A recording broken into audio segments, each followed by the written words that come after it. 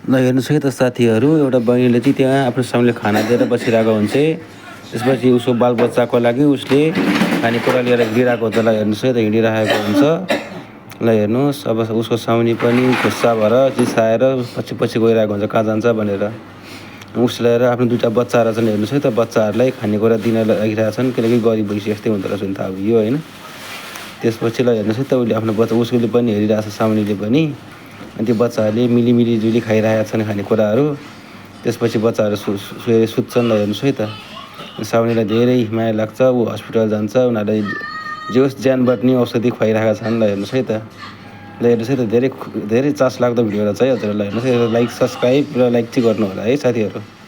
ल हेर्नुहोस् है त एकैछिनमा ठुल्ठुला भए त्यसपछि उसको आमामी पनि खुसी हुनुभयो। ल हेर्नुहोस् त, ल आमाको माया कति हुन्छ। ल हेर्नुहोस्, ल हजुर, ल हेर्नुहोस् है त खुसी भए। ल हेर्नुहोस् है त अनि पछि डेलिभरी बोयले पनि उसको साउनीले पठाइदिए खानेकुरा।